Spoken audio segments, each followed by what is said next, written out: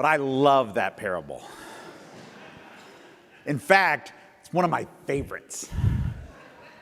Some of you knew I was going to say that, but it is one of my favorites. It's one of my favorites, especially at Thanksgiving. This is my favorite scripture to bring up at Thanksgiving because to me, this story is all about gratitude and the things that keep us from being grateful. This story, it's so simple and straightforward, right? The landowner goes out to hire people and he picks a few. He says, I'm going to pay you a fair day's wage, and they are so happy to be chosen. They are so happy to be the ones who get picked, and they go out to work, and the ones who don't get chosen, we imagine they felt terrible. They said, that's not fair. Why not us? What about me?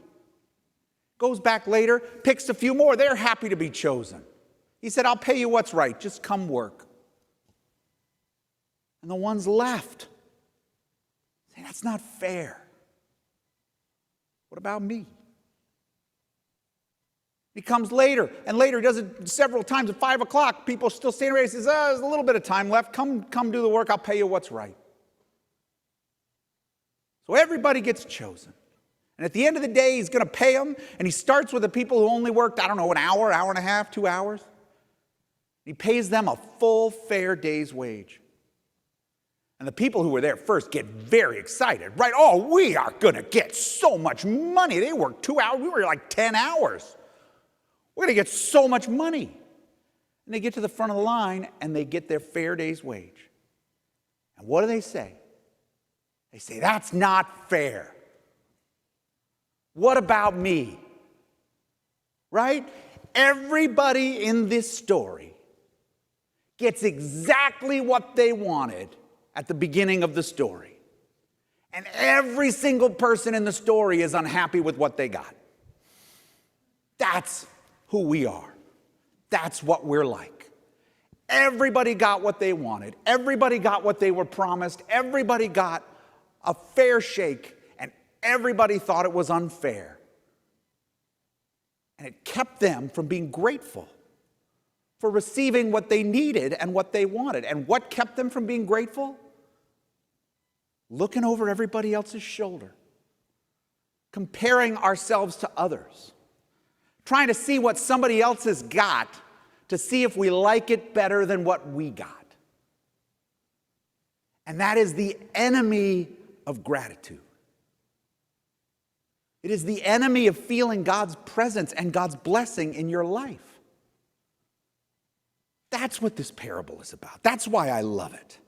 And there's so many ways to enter this parable, right? Because sometimes we are a little bit like this landowner trying to make everybody happy, and everybody's upset, and everybody feels like it's not fair, and we're doing our best. And this parable says that's all you can do, is do your best, and people are going to be unhappy. Sometimes we enter this parable as the people who are chosen. And we feel great, and we feel important, and we feel blessed. But at some point, we have that feeling of, yeah, but I'm chosen and blessed, but I feel like I'm doing all the work. And it doesn't seem fair. It's a burden because there's so much to do, so many things we feel called to do. And we want to answer the call, but it's a lot. Sometimes we're the ones who are left out, who are neglected or overlooked. And we're wondering when it will be our turn. And this parable says, God is not done yet.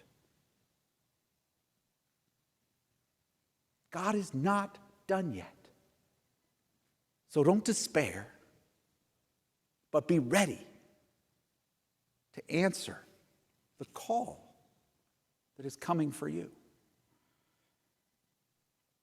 The most common interpretation of this parable, right? It says it's about the kingdom of heaven, and God is the landowner, and some people have been faithful for their whole lives, and some people get faithful later. Why should we all get the same thing? It doesn't seem fair, right? I've been faithful longer. I've been around longer. I've been doing more. I should deserve better than other people. I should get a higher position. I should get more of God's love. I should be first, not last. And he's telling this, a lot of people say, and it makes sense, it's a perfectly good interpretation, about the Pharisees, right? The Pharisees, the religious leaders, the ministers, right? They're the ones, they've been there all along doing all this work. They're actually there every Sunday or Saturday, whenever it was. He said, yeah, I'm here all the time. What about me? And the parable says, rejoice with God, because everybody is getting this call. And everybody is welcome, and everybody's a part. And the people you think of as last are actually being put first because they need to be lifted up. That's the message. That's the word that comes every time. And there's a million other ways to understand this parable. There isn't one right one. They all have truth and meaning. You've probably thought of some yourself that I'm not going to talk about at all, and you could tell me when we leave because I love hearing it. But I'm going to talk about, this is also going to shock you, I want to talk about this parable and how it relates to our capital campaign.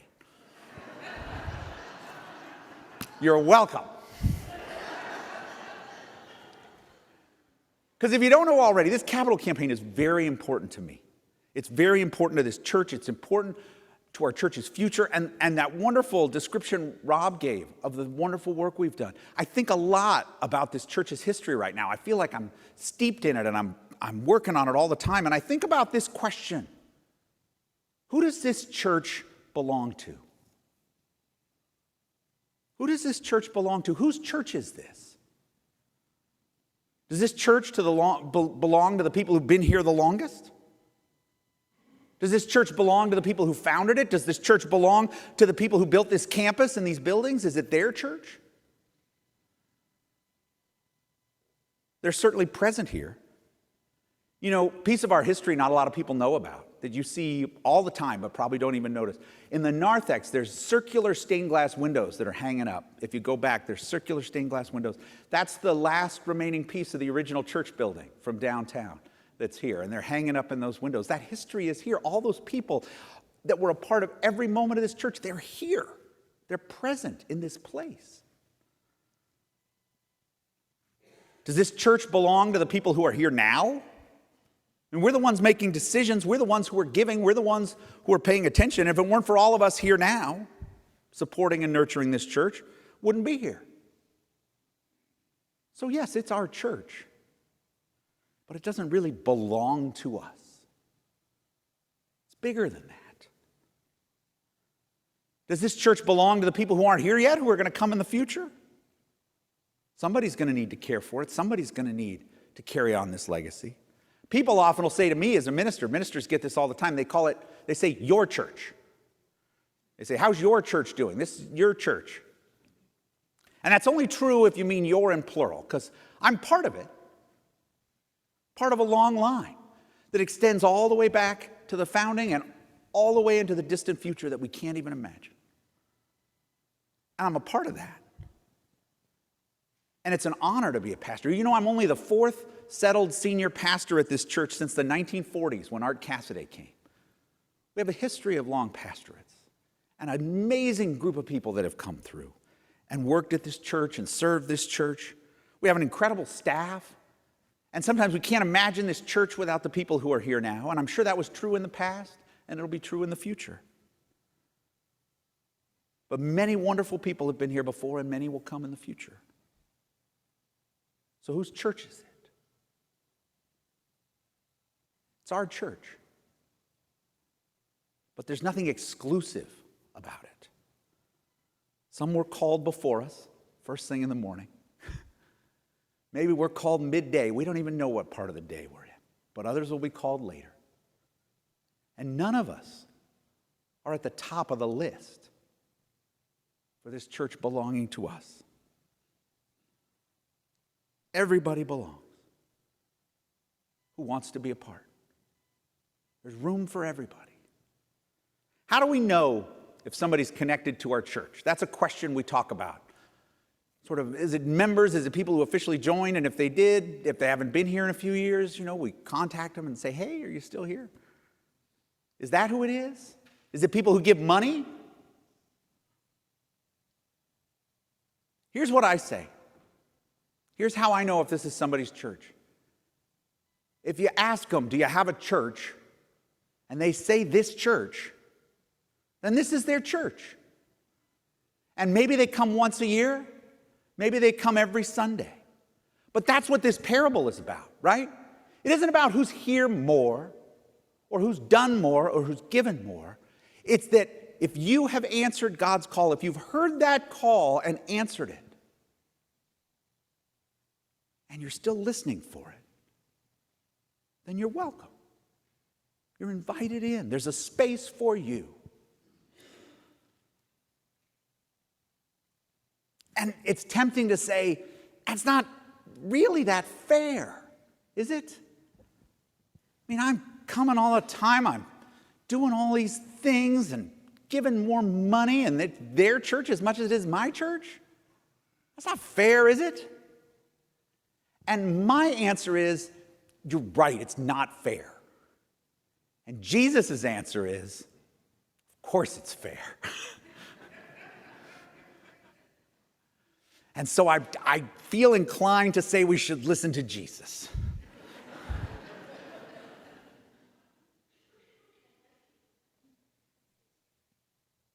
It belongs to whoever comes here seeking God. That's whose church this is. Anybody who comes through that door seeking God, anybody who gets on Zoom, it just keeps getting bigger, right? When we follow the ways of God, things don't get smaller, they don't get narrower, they don't get more focused, they get broader, they get more open, they get more welcoming. That is what happens when we follow the ways of God. There's always new ways to be welcoming and experience God. So this campaign that we're doing, it isn't about fixing up our church in an exclusive us kind of way, right? Like Rob said, somebody might ask, are we spending this money on ourselves? And let me tell you, don't ask me that question unless you have time for a sermon. Because even that phrase, we're spending this on ourselves. And I said, well, do you think the people who founded this church were spending money on themselves? Do you think the people who built this building were spending money on themselves? Of course not. Of course not. They built these buildings. They founded this church. They did all this incredible work in the community. They helped countless people because of their faith, because they felt and heard that call of God. God right now, it's calling. You can hear it.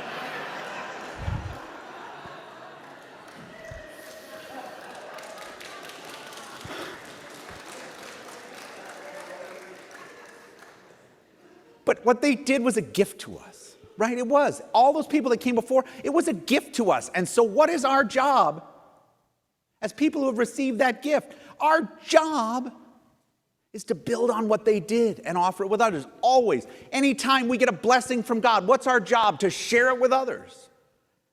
And this church is a blessing that we want to share with others. We want to pass it along. We want to welcome others in. We want to make sure it's here. This church matters. I believe that this church matters. The fact that we are here in this community and that we've been here and that we will be here. It matters that this church is here in the future. It matters to me. It matters to my children who grew up in this church. It matters to this community that this church is here. I hear people all the time say, oh yeah, First Congregational, that's a good church. Some of them I've never met will even look me in the eye and say, oh yeah, that's my church. And I say, yes, it is. Yes, it is. Every dollar that we give to this campaign, I just want to say this, it's an act of faith. It's an act of affirmation. It's an act of saying what everybody did before now matters. The people who founded this church, what they did matters to me. And my faith tells me that I need to carry on that legacy. And I need to share that with others. I need to make that possible for others to experience. What they did matters and means something to me, and I have a chance for my gifts and my presence to mean something to somebody else. That's what this campaign is about, right? I mean, there's specific projects. We're going to pay off the loan. We're going to build the electrical panel. We're going to have an amazing courtyard. But it's about saying, this place, this church, this faith, this call that I have answered, they matter. when you're asked, when someone from the Capital Campaign approaches you, I hope you will rejoice with them in the chance we have to carry on this incredible legacy that we have received. And whenever you're called, whether you're called first this week or at the end of the campaign, doesn't matter. Because every single one of us matters to God and to the future of this church. Thanks be to God. Amen.